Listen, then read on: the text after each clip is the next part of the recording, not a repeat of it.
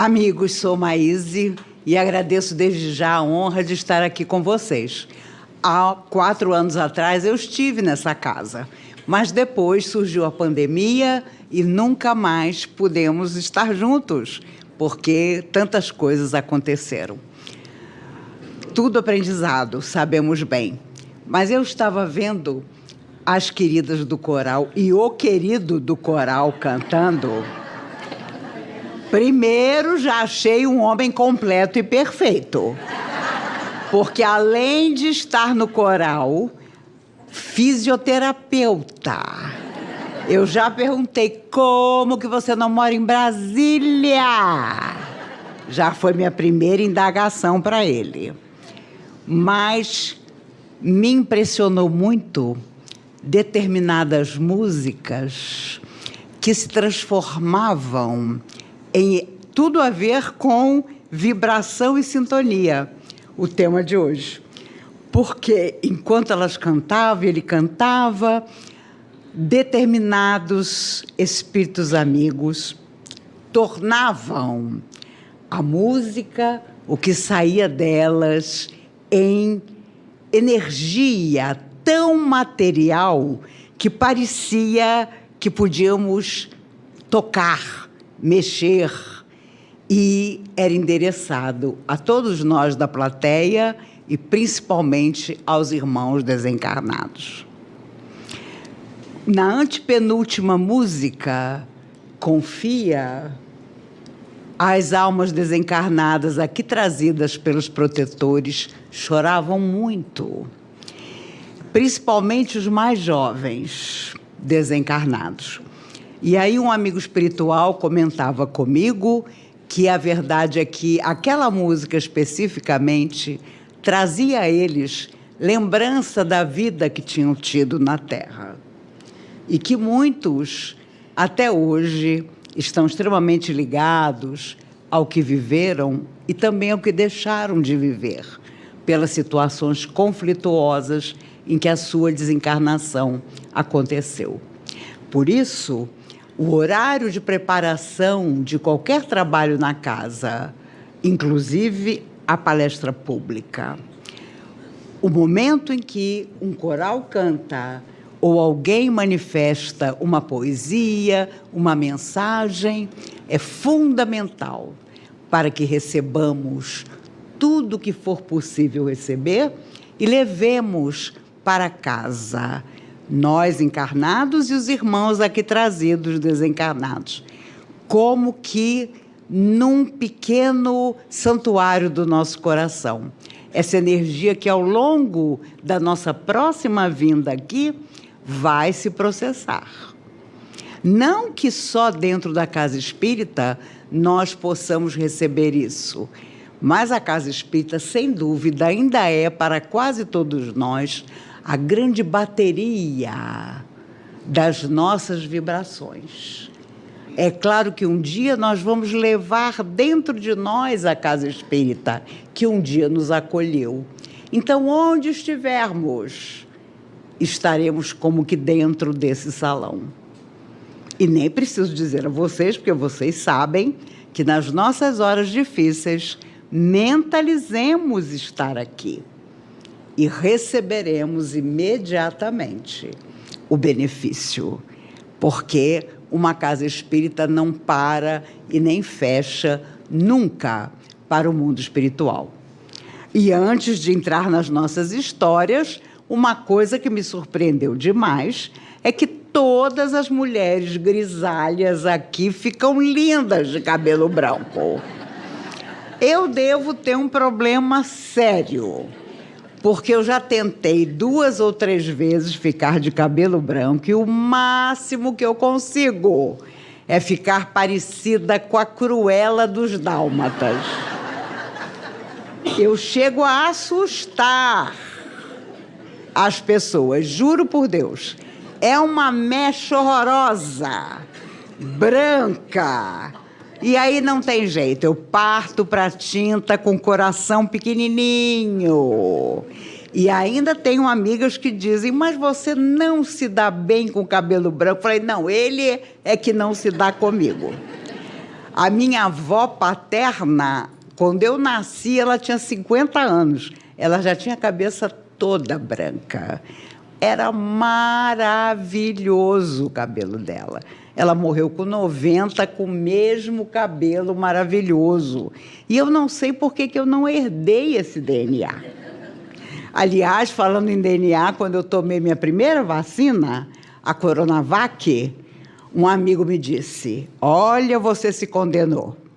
Porque eu fiquei sabendo que os chineses colocaram nesta Coronavac um negócio que depois de 2 anos vai trocar o seu DNA todo. Eu juro a vocês que eu já tomei as 5 doses e eu continuo esperando esse sonho dourado, que é de trocar o meu DNA. Diabetes, hipertensão, insuficiência renal.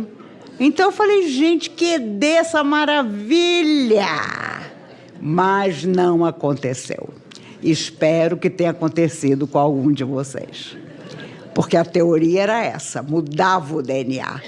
E eu me lembro que eu disse ao meu amigo, tomara, meu Deus, tomara, que troque tudo. Mas os chineses ainda não chegaram a esse ponto. Se Deus quiser, vão chegar. Amigos, um pai impressionado contava aos filhos na hora do jantar um incêndio pavoroso que ele havia visto quando voltava do trabalho.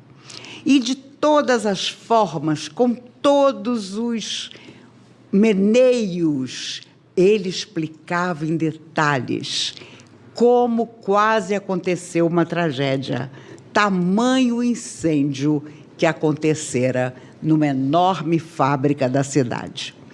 Os 2 filhos, de olho arregalado, impressionados, foram todos dormir.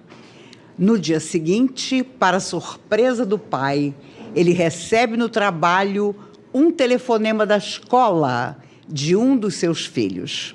O menino, marcado pelo relato que o pai fizera, incendiara a sala de aula.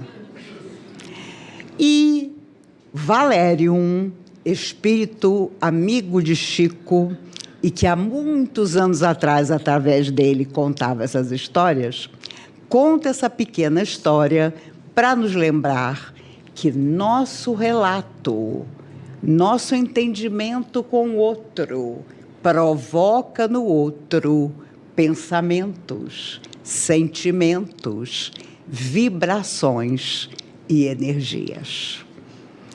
Às vezes, quando indiferentes ao nosso próximo, não percebemos que muitas das atitudes dele estão relacionadas com a nossa indiferença, com a nossa má vontade, com a nossa falta de tempo em ouvi-lo, e a pessoa se sente cada vez mais sozinha, porque neste setembro em que lembramos as almas que optam pelo suicídio, estamos esquecidos de que o suicida nunca quer morrer. Ele quer ajuda, mas muitas vezes não consegue. Em Brasília, de tempos para cá, há uma verdadeira epidemia de suicídios que a sociedade insiste em esquecer. Casos de meninos, de crianças de 9 anos, de 11 anos, que mal começaram a conhecer a vida. Meninos, muitos deles de famílias ricas. E o mais grave, quando você conversa com os pais não se conformam, porque a pessoa parte sem deixar uma frase, sem deixar uma explicação. Há semanas atrás, conversei com um pai que, naquele dia, lembrava que há 2 meses havia perdido o filho de 24 anos. Ele comprou pela internet todo o material para fugir da vida através do suicídio. E quando o pai o encontrou, não pôde fazer mais nada. E esse pai chorava desesperado. Como foi que eu não percebi? E então contou que o rapaz morava com a mãe, pediu para ficar com ele por um tempo e aparentemente manifestou uma vibração completamente nova. Estava animado, esperançoso, disfarçou de todas as maneiras a atitude que pretendia tomar. Quantas almas sofredoras já se manifestaram em casas, nos grupos mediúnicos, contando a mesma história, de terem disfarçado as suas atitudes menos dignas, os seus pensamentos mais difíceis, para, enfim, cometer a fuga da Terra. O ex-presidente Getúlio Vargas disse à sua única filha mulher, que ele adorava: não se preocupe, eu não vou me matar de jeito nenhum. Pode ficar tranquila. E a primeira palavra dela, quando escuta o barulho do tiro, entra no quarto e o encontra agonizante em cima da cama, já sem conseguir falar, foi: meu pai, você tinha me prometido. Você prometeu que não tiraria sua vida. E o olhar dele para ela, olhar de despedida, significava tudo, porque ele não conseguia mais dizer por que ele fizera aquilo. Depois de muito tempo de sofrimento, ele foi resgatado no mundo espiritual. E Eça de Queiroz, o grande escritor português, por afinidades que não vamos, de repente, descobrir quais eram, o recebeu num hospital do mundo espiritual. E em certa conversa dos dois, enquanto caminhavam por um jardim, o ex-presidente Getúlio chega para Eça e pergunta: mas de que eu morri? Eu não me lembro de ter ficado doente. Eu não me lembro de ter desenvolvido nenhum sintoma para estar aqui desencarnado. O suicídio é algo tão impressionante para a alma eterna que há um choque vibratório profundo que faz com que muitos suicidas não se recordem do que fizeram. E era o caso de Getúlio Vargas. Bom, já recuperado, ele pediu no mundo espiritual para retornar ao Brasil e, se possível for, ser um futuro presidente da República. Mas Juscelino Kubitschek pediu a mesma coisa. Então, nós já temos um impasse, porque são pessoas bem diferentes. E, se Deus quiser, no futuro, estarão aí se debatendo num futuro prognóstico de serem, né, tomara que não seja na mesma eleição, um futuro presidente. Getúlio, por motivo óbvio, pelo suicídio, por uma série de questões que ficaram dos seus governos. E Juscelino, porque afirma que não fez tudo que deveria ter feito. E olha que ele fez Brasília. Então, vai ser uma parada daquelas, se os dois se enfrentarem. A verdade é que, quando sentimos uma vibração negativa, sabemos logo, porque pela nossa sensibilidade alguma coisa dói. Ou dói o estômago, ou dói a cabeça, ou dói o ombro, como se alguém estivesse sobre o nosso ombro, ou nos vem uma irritação profunda, inexplicada, o que é muito comum. Há muitos anos atrás, eu tinha uma samambaia na minha sala, que era a única planta que eu tinha, linda. Alguém foi me visitar, eu vi que não estava bem, porque na época eu tinha um gato preto chamado Juarez, e o Juarez era o tipo do bicho que não tinha piedade. Quando a pessoa estava mal, ele ia para debaixo do fogão e só saía de lá quando a pessoa ia embora. E ela disse, mas sua samambaia está linda. No dia seguinte, a samambaia estava esfarelada, de tão morta. Existem pessoas que têm esse poder e ainda se acham médiuns maravilhosos. Chegam no grupo, chegam no centro espírita e dizem, eu mato planta que você precisa ver. Uma senhora me disse, você precisa conhecer minha filha. Ela incorpora fazendo compra no Carrefour.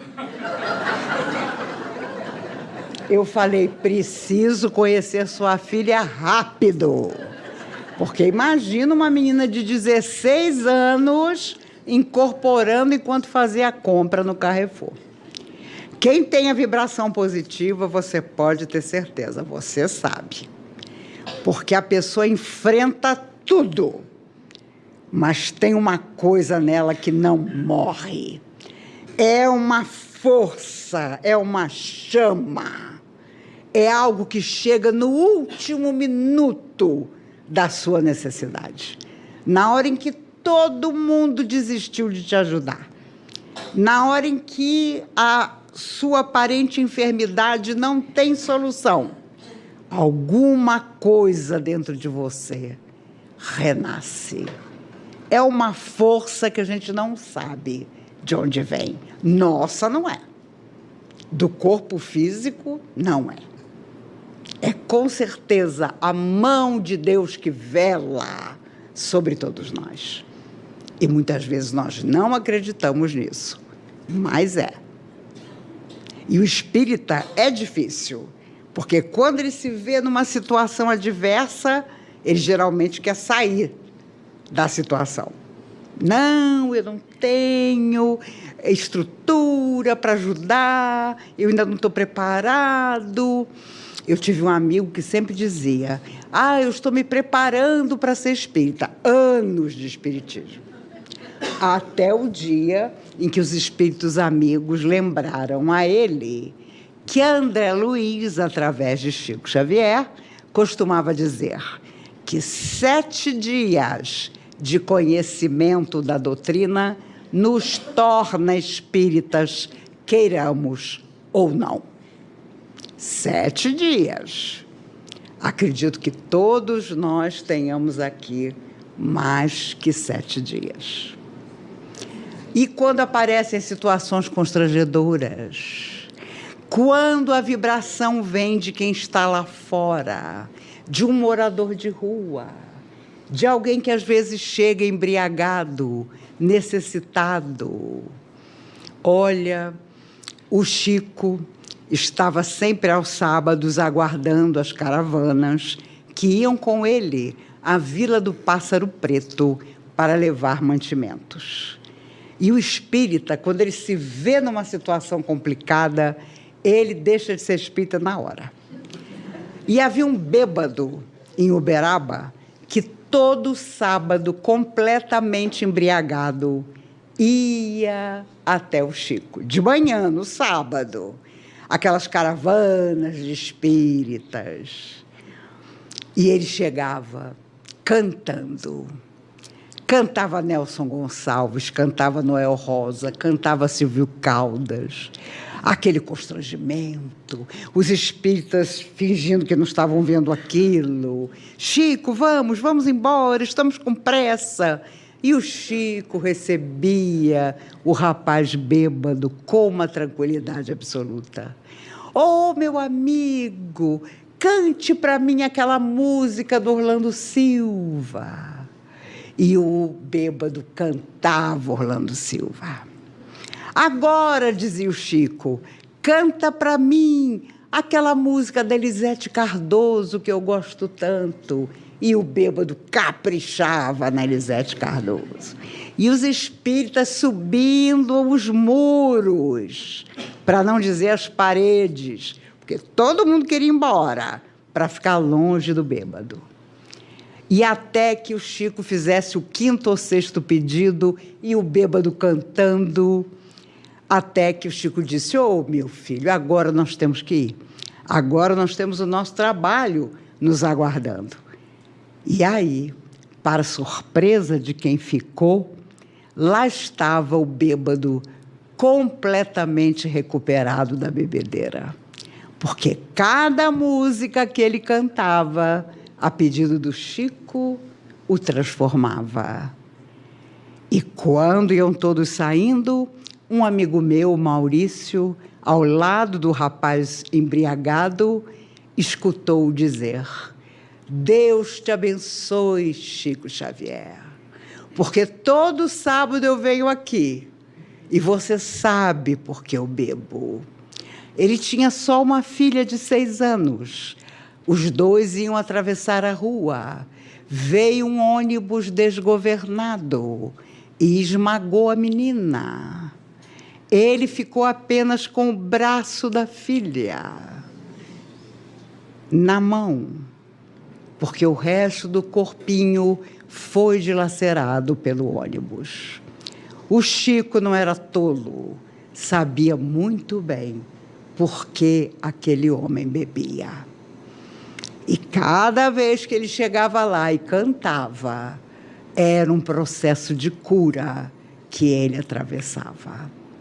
Mas nós, na preocupação de estarmos sempre com uma vibração superior, muitas vezes nos esquecemos de que Jesus procurava as pessoas mais desequilibradas para curar, porque afirmava inesquecível: não são os sãos que precisam de médico. Nós, espíritas, muitas vezes andamos esquecidos disso, andamos escolhendo serviço, andamos escolhendo trabalho, quando todo o trabalho no bem deve ser o grande objetivo de todos nós. Um fazendeiro mineiro riquíssimo, toda vez que encontrava o Chico, dizia: Chico, eu não me esqueci das tuas crianças. Um dia eu vou lá e vou fazer um cheque que você vai ver, um cheque poupudo para as suas crianças. O homem morreu. Ele tinha 4 filhos, muitas fazendas. Os filhos dilaceraram o patrimônio em poucos anos. O Chico estava sentado escrevendo sozinho no centro, quando entra o fazendeiro. Entra todo paramentado. Chico, meu amigo, finalmente eu vim. Finalmente eu vim fazer aquele cheque que há tanto tempo eu te prometo. O Chico olhando para o homem vestido como se ainda estivesse encarnado. E o Chico começou a pensar: meu Deus, mas ele não tem mais nada. E nem os filhos dele têm. Emmanuel, sorridente, diz ao Chico: adivinha quem vai contar para ele?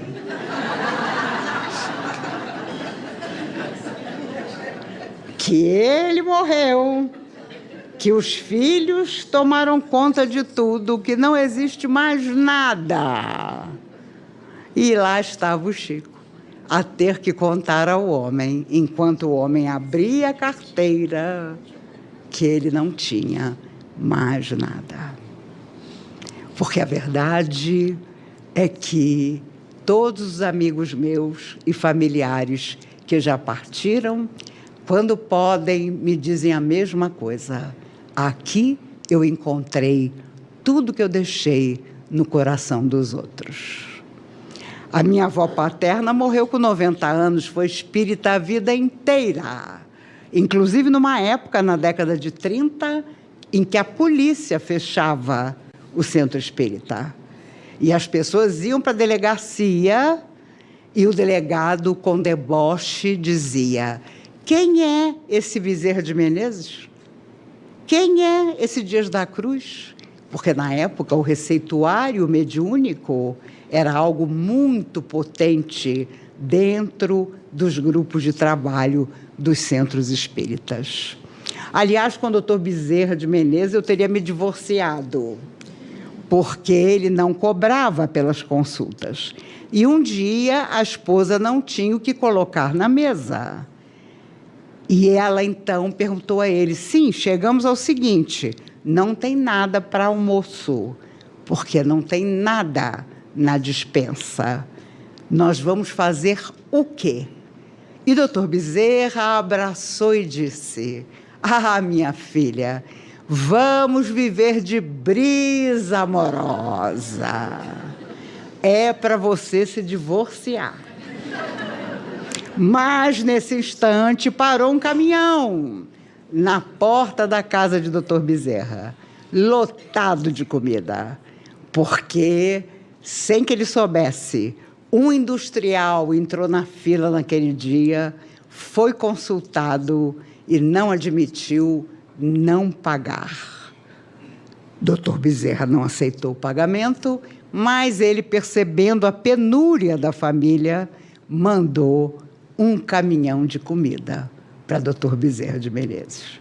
Mas essa história de brisa amorosa, hoje em dia, com certeza, daria em divórcio, mesmo que ele fosse doutor Bezerra de Menezes. Com certeza. A nossa troca de vibrações nada mais é do que a nossa mediunidade, do que essa energia que temos no olhar, que temos no segurar a mão de alguém, que temos em dizer bom dia, que temos em preparar uma mesa para nos alimentar ao lado de alguém. Já conversei com muitos pais de jovens suicidas. E a coisa comum é: eu não fazia refeições com meu filho. Eu não sabia quem eram os amigos do meu filho. Eu não sabia com quem os meus filhos se relacionavam. E aí a surpresa da solidão absoluta, que a pessoa, às vezes, traz até de outras existências, para corrigir aqui sem conseguir. Por isso, tenhamos a nossa sensibilidade aguçada para perceber que não são as coisas materiais, mas as coisas emocionais que nós estamos precisando corrigir. Há anos atrás, um dos homens mais ricos de Brasília disse à única filha de 15 anos: eu e sua mãe vamos sair para comprar um lanche. Você não quer ir conosco? E ela, menina, com todas as condições, de colégio privilegiado, de muitos amigos, excelente aluna, disse ao pai: não, pai, vão vocês, me traz um sanduíche, me traz o sanduíche tal.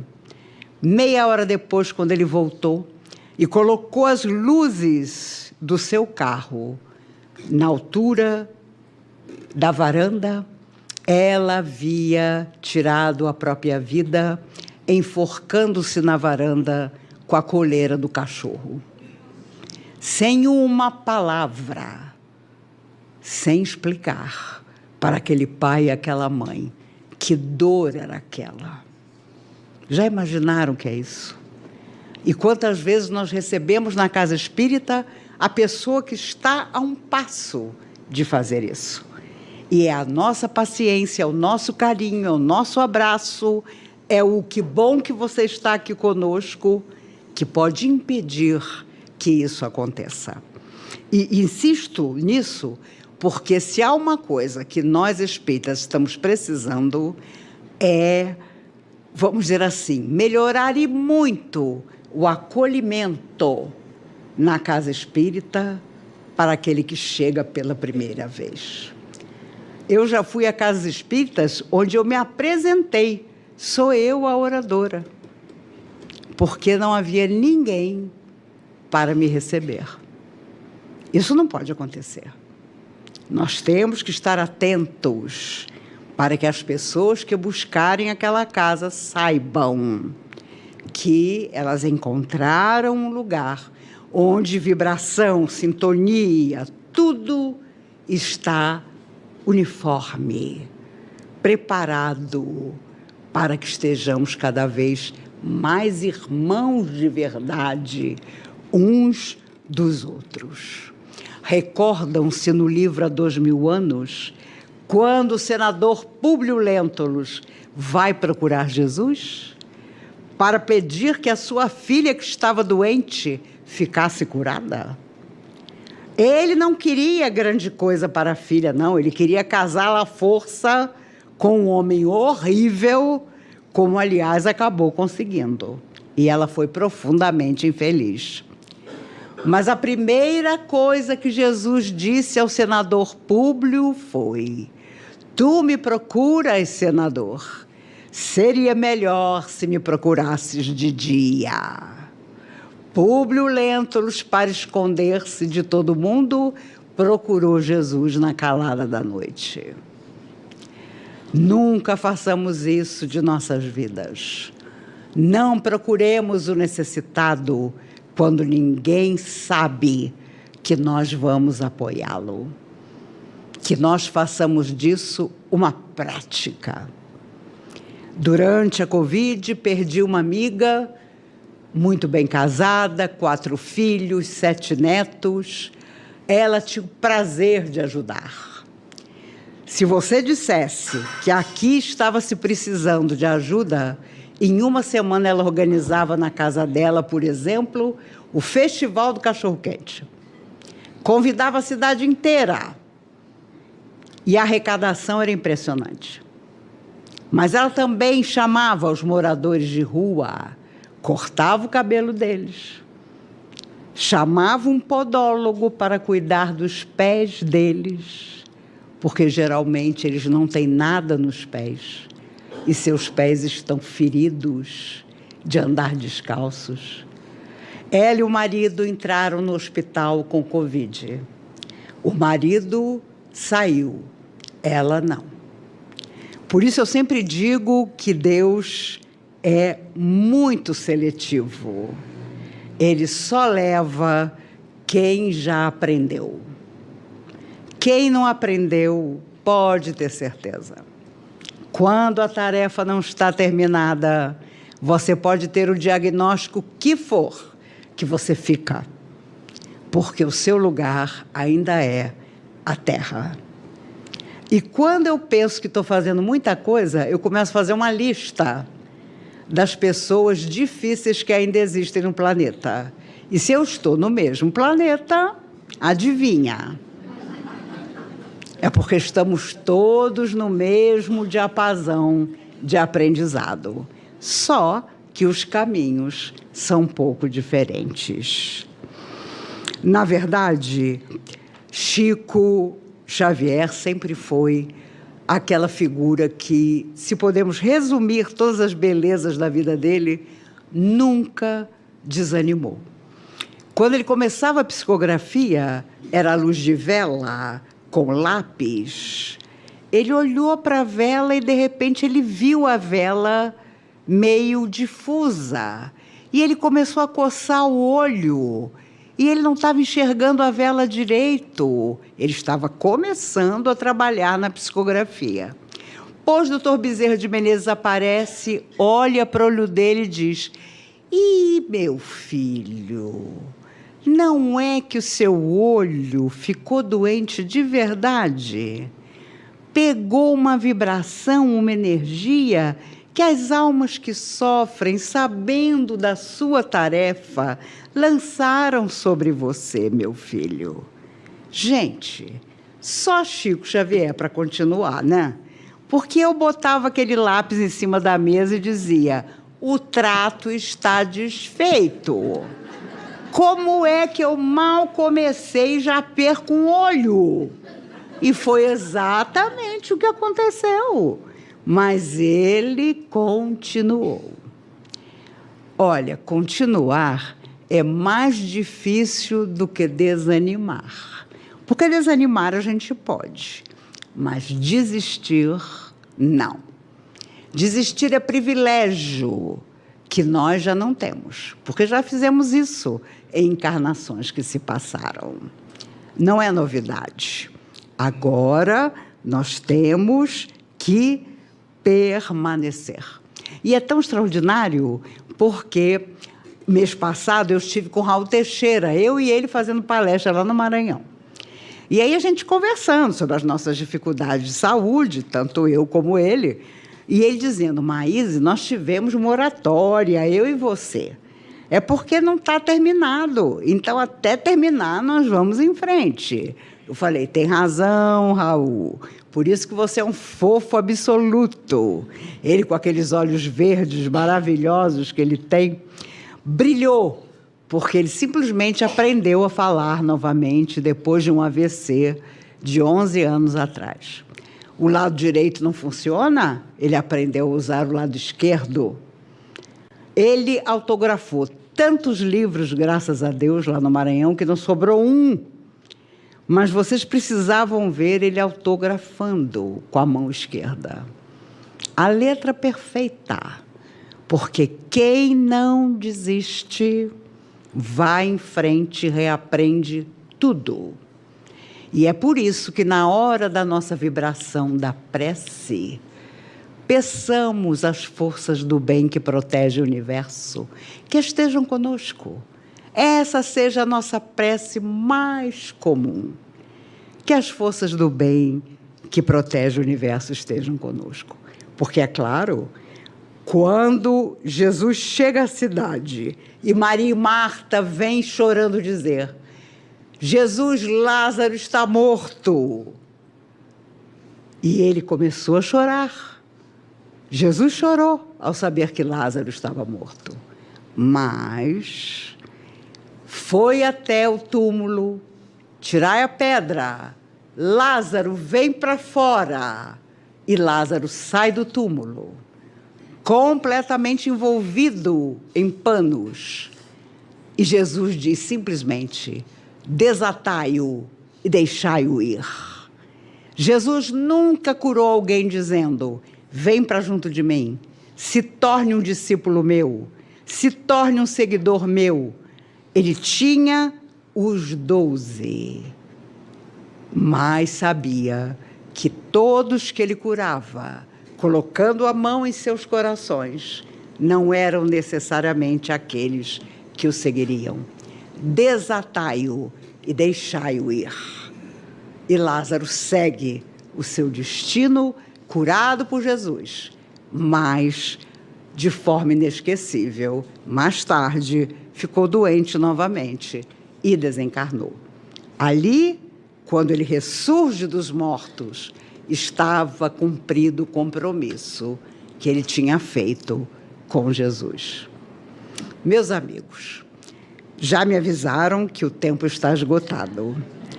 Eu queria apenas lembrar que as pessoas sempre pensam um monte de coisa da gente. Se a gente se pautar pelo que as pessoas pensam, a nossa vibração vai ser sempre tristinha e a nossa energia sempre para baixo. Porque a gente vai pensar, será que ele gosta de mim? Será que ela me respeita? Será que eu estou sendo uma boa pessoa? Eu tenho que saber que eu sou uma boa pessoa. Mas havia um senhor na fila, ele era o último da fila, para abraçar o Chico. Numa época que o Chico estava viciado, ele mesmo confessaria depois, em biscoito de araruta. E biscoito de araruta engorda. E ele estava mais para o lado gordinho. Então o homem vinha vindo, a fila ficando menor, e o homem pensando, nossa, como o Chico está gordo. E chegando perto. Nossa, mas o Chico está tão gordo que está parecendo um sapo gordo. Quando o Chico o abraçou, Ele, claro, disfarçando, como tantos fazem, disse: "E aí, Chico, como você está?" E o Chico: "Oh, meu filho, estou aqui, você sabe, um sapo gordo." Porque ele se esqueceu que não importava o quão longe você estivesse, para uma alma como Chico Xavier, o seu pensamento se espraiava. O que eu desejo a todos nós nessa noite tão feliz é que as forças do bem em nós se espalhem na direção do outro, que o outro seja o nosso objetivo de amar e de servir. Já amamos e servimos, mas não fomos bem na nossa intenção. Agora, que tudo nasça do nosso coração renovado, que nós possamos mesmo, de toda a alma, amar, servir, perdoar, não importa o que pensem os outros. Um dia, no mais além, nos perguntarão: "E você, meu amigo, o que deixou na terra no coração dos outros?" E o coração dos outros, se Deus quiser, vai falar do que nós deixamos na terra, que seja o melhor. Eu tenho certeza que no nosso próximo encontro, tanto eu como vocês estaremos muito melhores do que estamos hoje. E antes que as meninas responsáveis me enforquem, não farão isso porque são super espíritas, tenhamos todos uma noite feliz, porque quantos milhões de almas dariam tudo por um minuto dessa paz que nós estamos usufruindo? Quantos? Que nós possamos transmitir essa paz onde quer que nós estejamos. E eu agradeço demais a vocês por comemorar com vocês 50 anos que eu faço palestra. Comecei aos 16, em dezembro faz 50 anos, e eu achei que era só uma palestra. E já se passaram 50 anos, porque é rápido demais. Quando faltar orador, não levantem o braço.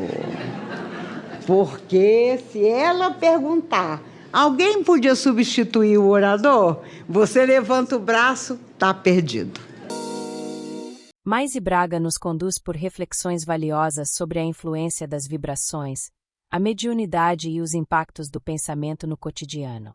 Em meio a relatos tocantes e situações reais, a palestra revela o entrelaçamento invisível entre o mundo físico e o espiritual, oferecendo ao público não apenas conhecimento, mas também ferramentas para o aprimoramento interior.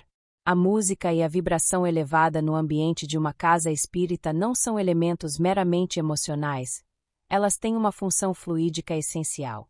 Pensamentos e sentimentos se irradiam em forma de ondas sutis, que moldam o espaço à nossa volta. Quando essas vibrações são harmoniosas, como no caso de uma música elevada ou de uma prece sincera, o ambiente se torna propício à atuação de espíritos benfeitores, à assistência espiritual e ao alívio das dores mais profundas, tanto para os encarnados quanto para os desencarnados. Entre os temas abordados, destaca-se o suicídio, tratado pela doutrina com clareza e compaixão. O espírito que interrompe sua experiência na matéria não encontra punição imposta, mas sim as consequências naturais desse gesto, que geram desequilíbrio e perturbação no perispírito, isto é, no seu corpo fluídico. Em casos assim, é comum que o espírito sequer perceba que desencarnou, permanecendo por algum tempo em estado de confusão, ou é comum que o suicida reviva os últimos momentos como num looping sistemático, consequência esta que faz parte do processo de reajuste e aprendizado. A mediunidade também ocupa lugar de destaque nas reflexões apresentadas por Maíse. Longe de ser um privilégio ou dom sobrenatural, trata-se de uma faculdade natural que requer preparo, equilíbrio emocional e comprometimento moral. Sem esses elementos, o intercâmbio espiritual pode se tornar confuso ou mesmo enganoso. O estudo sério, A vigilância nos pensamentos e o esforço contínuo de reforma interior são os pilares que sustentam a prática mediúnica segura e útil. A história da samambaia ressecada, por mais inusitada que pareça, ilustra com clareza os efeitos da emissão fluídica de uma pessoa sobre o ambiente. Todos os seres humanos, encarnados ou desencarnados, exteriorizam pensamentos e emoções que impregnam o meio em que vivem. Essas emanações atingem os objetos, as plantas e as pessoas, especialmente naqueles mais sensíveis, como crianças pequenas e médiums. Esse intercâmbio vibracional silencioso é parte da dinâmica constante entre os dois planos da vida. Ao final, a palestra nos recorda que a verdadeira reforma íntima se revela no cotidiano.